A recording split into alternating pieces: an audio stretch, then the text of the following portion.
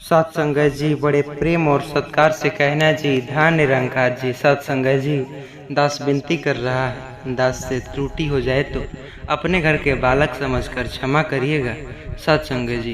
सत्संगत जी, आपने भी बिस्तर पर बैठकर भोजन किया होगा, लेकिन बिस्तर पर बैठकर भोजन करने से क्या होता है, सारी जानकारी आज मैं देने वाला हूँ।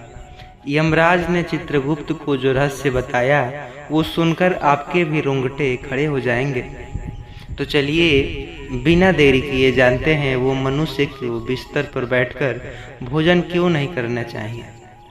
एक बार यमलोक में यमराज अपने सभागार में सिंहासन पर विराजमान थे और उनके समीप चित्रगुप्त बैठकर विनम्रता पूर्वक बातें कर रहे थे।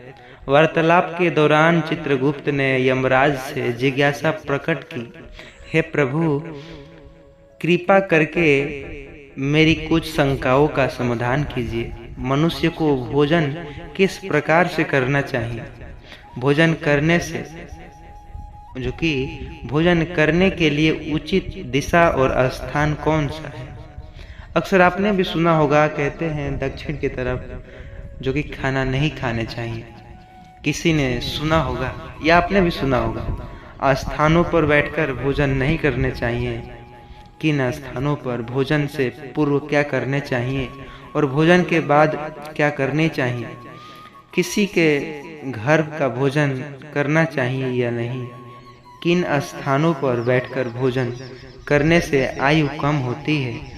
कृपया मुझे बताइए और सभी प्रश्नों का उत्तर दीजिए। यमराज मुस्कुराए और चित्रगुप्त को उत्तर देते हुए बोले, हे चित्रगुप्त, तुमने बहुत ही उचित प्रश्न किया है। वास्तव में इन प्रश्नों का उत्तर मनुष्य के आचार व्यवहार और उनकी आदतों में छिपा होता है। जैसे आचरण मनुष्य जो कि करता है, वैसा ही उसे फल भोगना पड़ता है। अच्छे आचरण से सुख और दीर्घायु प्राप्त होती है, वहीं उचित अनुचित आदतों के कारण दुख और अकाल मृत्यु तक हो जाती है। मनुष्यों को भोजन करते समय शास्त्रों के नियम का पालन अवश्य करना चाहिए। जो भी मनुष्य शास्त्रों के नियमों का पालन करते हुए भोजन ग्रहण करता है, वह निश्चित ही दीर्घायु होता है। उसका शरीर रोग और व्याधियों से दूर रहता है। उसके शरीर में पाप वास नहीं रहता। इसलिए भोजन करते समय मनुष्य को दिशा, स्थान, समय और उम्र का ध्यान अवश्य रखना चाहिए। यह सुनकर चित्रगुप्त ने विनीत स्वर में कहा, हे प्रभु, कृपया इन रहस्यों को विस्तार में समझाइए। भोजन साभी जो नियम है मुझे विस्तार में बताइए। यमराज गंभीर स्वर में बोले, हे चित्रगुप्त, तुम्हारे प्रश्न का उत्तर देने से पहले मैं तुम्हें एक प्राचीन कथा सुनाता हूँ। इस कथा को सुन लो, इसमें तुम्हारे सभी प्रश्नों के उत्तर मिल जाएंगे। यह कथा अत्यंत शिक्षाप्रद है। जो भी इस कथा को श्रद्धा पूर्वक सुनेगा उसका प्रचार करेगा, 32 प्रकार के पापों और सभी क्षमा कर देंगे। यह सुनकर चित्रगुप्त हर्षित हो गए, खुशी हो गए और बोले, हे धर्मराज, मैंने आपके मुख से इस महान कथा को सुनने के लिए तैयार हूँ। सुनने का मुझे सौभाग्य प्रकट हुआ है। कृपया सुनाइए, मैं ध्यान पूर्वक इसे सुनूंगा। फिर यमराज चित्रगुप्त को वह प्राचीन कथा सुनाने लगे। वो इस कथा को आपको सुनाने के बाद प्रिय श्रोताओं से यह विनम्रता करूंगा, इस कथा को बहुत ही अच्छा है, ज्ञानवर्धक है। इस कथा को आप अंत तक जरूर सुनिएगा। और प्राचीन काल के मध्य देश के विजय नामक राज्य के चंद्रकेतु नाम के प्रतापी और धर्मपरायण सम्राट राज्य करते थे। उस राज्य में प्रकृति की भरपूर संपदा थी और प्रजा अत्यंत सुखी एवं संतुष्ट थी। राजा चंद्रकेतु गुणवान, बुद्धिमान तथा दयालु हृदय के थे। वे सदैव प्रजाओं के हित में प्रयत्नशील करते थे और यज्ञ व दान, जल कल्याण के अनेक कार्य करते थे। प्रजाजन उन्हें पिता के समान आदर एवं प्रेम कर देती थी। राजा की पत्नी रानी शीलवती भी उतना ही धर्म परायण, सुंदर और सदाचारी थी। रानी शीलवती जो कि प्रतिदिन पूजा पाठ करती, जरूरतमंदों को अन्न वस्त्र दान करती, सच्चे हृदय से प्रजा के कल्याणों की कामना करती। इस दिव्य दंपति के राज्य में सभी सुखी थे, किंतु एक दुखी था जो राजा रानी के हृदय को सालता रहता था। वह दुख था संतान न होने का। संतान नहीं थी। वर्षों बीत गए, उन्होंने अनेक व्रत किया, पूजा किया और यज्ञ भी कराए, देवी देवताओं से प्रार्थना भी कराए, ऋषियों मुनियों की सेवा, परंतु उन्हें पुत्र या पुत्री की प्राप्ति नहीं हुई। दोनों इस बात से अत्यंत दुखी रहते थे। राजा अपने महल के कई बार चिंतित होकर सोचते, मैंने ऐसा कौन सा पाप किया जो मुझे पुत्र सुख से वंचित रहना पड़ा। राज्य में सब कुछ कुशल मंगल था, प्रजा सुखी, पर मेरे वंश के आगे ले जाने वाला कोई नहीं था, उत्तराधिकारी कोई नहीं था। क्या मेरे पुण्यों में कमी रह गई या पूर्व जन्म के किसी अपराध का फल मुझे मिल रहा है। राजा चंद्रकेतु दिन प्रतिदिन अधिक उदास रहने लगा। प्रजा को यह सब पता चला कि राजा अपनी संतानहीनता के कारण दुखी है, तो राज्य के लोग भी चिंता करने लगे। सब ईश्वर से प्रार्थना करते कि राजा रानी को शीघ्र संतान सुख की प्राप्ति हो। एक दिन राजा ने निश्चय किया कि वे किसी महापुरुष की शरण ले जाकर अपनी समस्या का हल पूछेंगे। उन्हें स्मरण कराएगा कि महान तपस्वी ऋषि वशिष्ठ इस समय निकटवर्ती वन में आश्रम बनाकर तप कर रहे हैं। ऋषि वशिष्ठ त्रिकलदर्शी एवं दिव्य दृष्टि वाले महात्मा थे। वे अवश्य ही इस रहस्य को जान सकते हैं। राजा ने निश्चय किया कि वे स्वयं आश्रम जाकर ऋषि वशिष्ठ से मार्गदर्शन मिलेंगे। अगले दिन प्रातः राजा केतु पहुंचा वहां पर और शीघ्र ही राजा वशिष्ठ के अशांत आश्रम में पहुंच गए, और जहां पक्षियों के मधुर स्वर गूंज रहे थे, ऋषि वशिष्ठ आश्रम के द्वारा अपनी मनों को उनकी प्रतीक्षा कर रहे थे। राजा के आते देख ऋषि मुस्कुराते और स्वागत किया और बोले, आओ राजन, आश्रम में तुम्हारा स्वागत है। आज इधर कैसे आना हुआ? सब कुछ कुशल है ना? कहीं राज्य का कार्य कोई विरक्त तो नहीं हुआ? संन्यास लेने का विचार तो नहीं बना रहे हो? इतना कहकर ऋषि मुनि ने हल्की मुस्कान, फिर गंभीर हो गए। राजा चंद्रकेतु ने हाथ जोड़कर विनम्रता से कहा, हे मुनिवर, राज्य कार्य भाली भांति चल रहा है। संन्यास लेने का इरादा नहीं, पर मैं एक भारी वंचित से कारण व्याकुल हो रहा हूँ।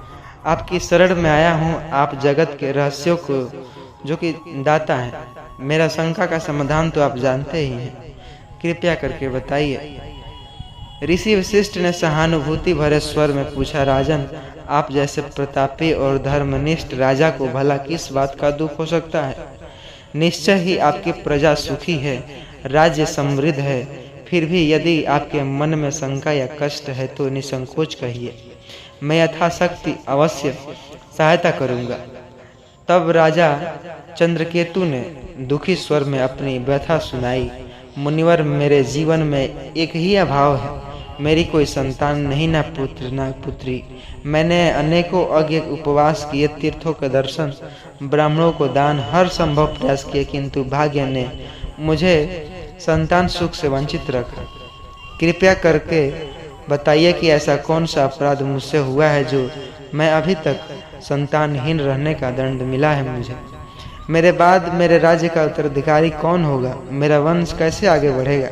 मेरे मन की यह पीड़ा दूर कीजिए और भी बताइए, संतान प्राप्ति के लिए मुझे क्या उपाय करने चाहिए?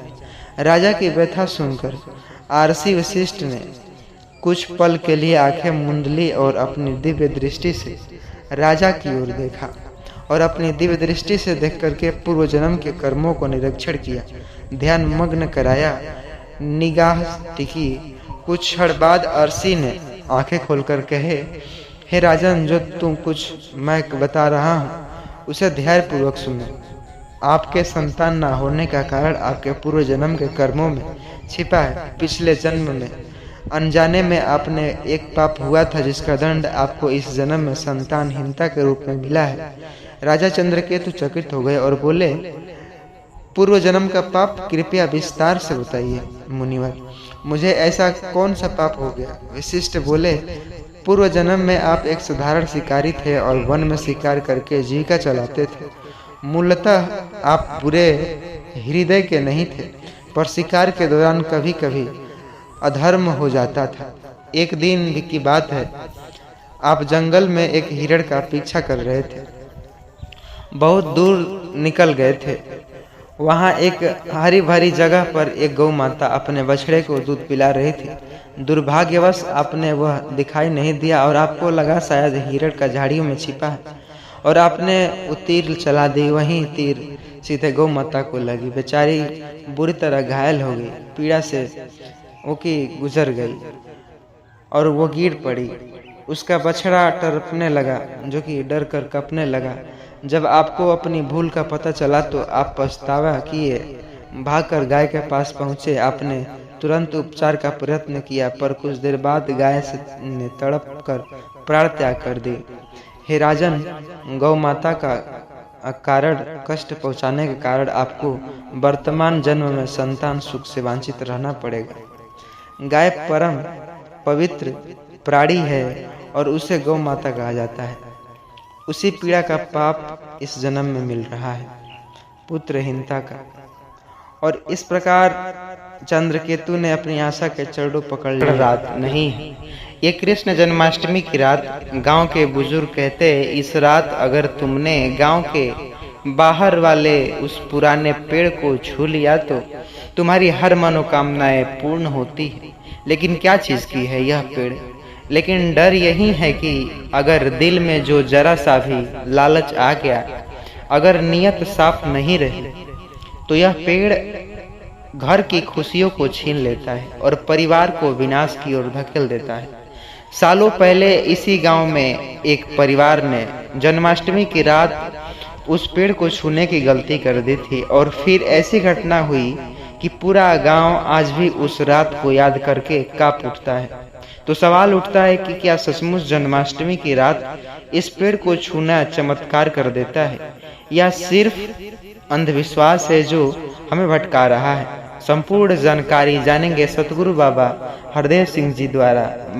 सत्संग जी, तो प्लीज़ वीडियो को चैनल पर नए होंगे सब्सक्राइब करिएगा और वीडियो को पूरा अवश्य देखिएगा, क्योंकि तभी हम वो पेड़ की छूने का चमत्कार जान पाएंगे।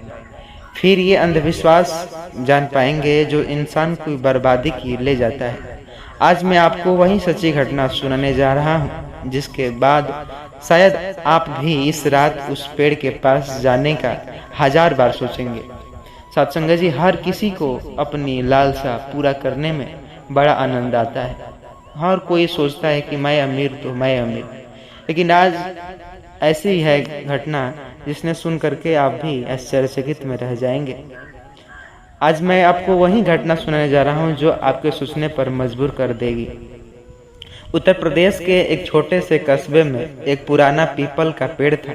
लोग कहते थे कि ये पेड़ भगवान कृष्ण की जन्माष्टमी से जुड़ा हुआ है। किंवदंती थी, जिसने जन्माष्टमी की रात ठीक 12 बजे इस पेड़ को छू लिया, उसकी हर मनोकामनाएं पूर्ण हो जाती है। लेकिन डर ये भी थी कि अगर दिल में लालच या बुरी नीयत हो तो ये पेड़ जीवन बर्बाद कर सकता है। गांव के लोग शायद ही हिस्सों में बढ़ जाते हैं। कुछ लोग मानते कि पेड़ सचमुच चमत्कारी है और कुछ कहते कि ये सब अंधविश्वास है। इस गांव में एक युवक था, राजीव। राजीव के घर की हालात बहुत खराब थी।